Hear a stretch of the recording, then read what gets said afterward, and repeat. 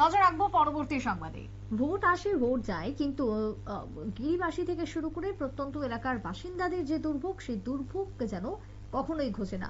এমনই একটি অভিযোগ আজকে আরো একবার উঠে আসলো। এবার সোনামুড়া থেকে, বিশেষ করে উত্তর মনাইপাথর গ্রামের প্রায় 50 পরিবারের বসবাস রয়েছে, কিন্তু পানীয় জল সেখানে সংগ্রহ করা সম্ভব হচ্ছে না।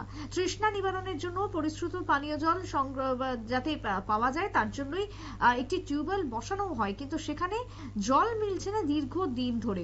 এমনটাই অভিযোগ উঠে আসছে সংশ্লিষ্ট এলাকা থেকে।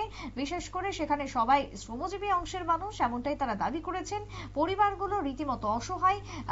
নির্বাচনের প্রাক মুহূর্তে তারা প্রতিশ্রুতি পেয়েছিল বাড়ি বাড়ি পানীয় জলের, কিন্তু আজকে 3রা জানুয়ারি সকালবেলাতেই লক্ষ্য করা গেল যে পানীয় জলের কোনো বন্দোবস্ত নেই। যদিও ইতিমধ্যেই বামেদের পক্ষ থেকে একটি প্রতিনিধি দল এই বিষয়ে আজকে অঞ্চল কমিটির উদ্যোগে একটি প্রতিনিধি দল উত্তর মনাইপাথর বাড়ি বাড়ি জনসংযোগের ইস্যুতে অভিযান করে এবং কথা বলে পরিবারের সাথে, এবং তারপরে উঠে আসে এই ছবি। এমনটাই অভিযোগ করেছেন তারা।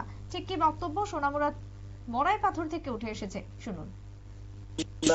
খলিবাড়ি লোকাল কমিটির সিপিএম এর উদ্যোগে মনাইপাথর উত্তর মনাই আমরা প্রতি বাড়িতে কালেকশন করা হয়েছে, এবং এই যে বেশিরভাগ টিপরামথা এবং বিজেপির এই বিরুদ্ধে জনগণ সমালোচনা বেশিরভাগ করার চেষ্টা করছে, এবং যে গ্রামে যে উন্নয়ন জনগণ যে বলছিল আগে বামপন্থী সরকার আমলে যা হয়েছে, এখন বিজেপি আর টিপরামথা আসার পরেই একটাই উন্নয়ন হচ্ছে না, এই কথা জনগণ কথা বলছিল। আপনারা শুনলেন সংশ্লিষ্ট সিপিএম এর পক্ষ থেকে যে বক্তব্য উঠে এসেছে।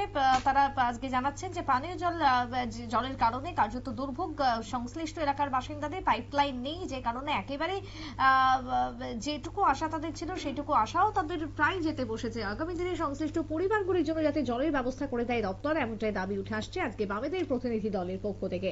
ছোট্ট বিরতির পর ফিরে আসছি, সঙ্গে থাকুন।